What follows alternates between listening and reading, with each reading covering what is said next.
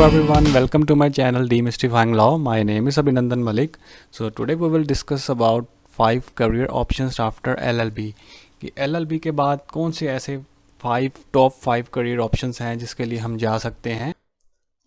So first of all, what is LLB? Most of the students don't even know कि LLB का क्या मतलब है. So आइए पहले हम ये जानते हैं कि LLB is a Latin word and its full form is Lex Legum Baccalaureus. Lex Legum Baccalaureus, yes. And English में हम इसे Bachelors of Law भी कह देते हैं. So LLB करने के बाद straight way हमारे पास कई options खुल जाते हैं. So you can become a lawyer, a person who is pursuing or has pursued his LLB degree. So lawyer बनने के बाद हमारे पास कई fields आ जाती हैं. Law is a very vast profession. I am giving you some of the examples. So like आप environmental lawyer भी बन सकते हैं, cyber lawyer भी बन सकते हैं, और you can have an option of international lawyer. Let's take environmental lawyer. Environmental law में उन चीज़ों के नष्ट होने की बात बताई जाती है कि which the nature has gifted us, और जो हमें nature की तरफ से मिली होती हैं. In these type of circumstances, public interest litigations are often filed, due to which there is a demand of experts in environmental law. कुछ NGOs भी होते हैं जिनके पास environmental lawyers की डिमांड रहती है. Like some NGOs are there who are struggling to save the various environmental issues or struggling for the various issues related to environment. So ऐसे NGOs में भी environmental lawyers की बहुत ही ज़्यादा डिमांड रहती है. After that, let us take the example of cyber lawyer.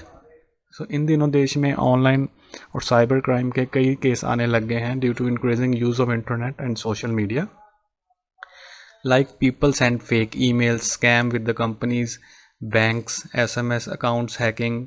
So you can also have a chance to become a digital forensic expert. You can become an advocate, a certified lawyer from the Bar Council of India. Advocacy has always been a royal profession. So you can practice as an advocate if you make up your mind to practice in a court. So इसके लिए आपको Indian bar council का exam देना पड़ता है. After that you can get the licence of advocate and आप court में practice कर सकते हैं. After you have become an advocate, you can also go for a public prosecutor. आप एक सरकारी वकील भी बन सकते हैं. इसके लिए आपको पब्लिक प्रोसिक्यूटर का एग्ज़ाम देना पड़ता है. So you get the post of ADPO, that is Assistant District Prosecution Officer, or you can also call it Assistant Public Prosecutor. Her state में से अलग अलग नामों से जाना जाता है, but this is the only exam जिसके थ्रू आप एक सरकारी वकील बन सकते हैं. So you can go for the exam of ADPO. इसमें 32 सब्जेक्ट्स होते हैं और this is only objective type of exam and selection is strictly based on a merit basis. There is another option. You can also go for MNCs. Yes, so you can work as an advocate for MNCs. आजकल MNCs and corporate sector में काम करने वाले वकीलों की बहुत ही ज़्यादा demand है. So you can work for multinational companies as their full-time advocates to handle their issues like copyright और trademark के केस होते हैं, या फिर payments and checks के, या किसी लोन के केस होते हैं. So these companies hire their legal advocates. So last but most royal career after LLB, जो मैक्सिमम लोग LLB इसी करियर के लिए करते हैं, and this is Judicial Services Exams. So जज बनने का एग्ज़ाम. Yes, so ये सिविल जज का एग्ज़ाम होता है in states like MP, और if you go in states like Punjab और UP, you have PCS-J exam. Judicial Services का एग्ज़ाम होता है स्टेट वाइज, ये ऑल इंडिया लेवल पे नहीं होता है. सो हर स्टेट ये एग्ज़ाम कंडक्ट करवाती है थ्रू विच आप सिविल जज की पोस्ट में जाते हैं. एक्सेप्ट दिस एग्ज़ाम, जब आप हायर लेवल में जाते हैं तो ADJ का एग्ज़ाम होता है.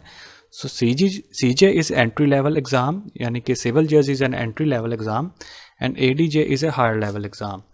सो as we can see, judicial services exam entry level जो होता है उसे हम कहते हैं CJ, और इसमें हमें पोस्ट मिलती है सिविल जज क्लास 2 की. इसके लिए मिनिमम क्वालिफिकेशन जो रहती है वो होती है LLB and maximum age limit is 35 years.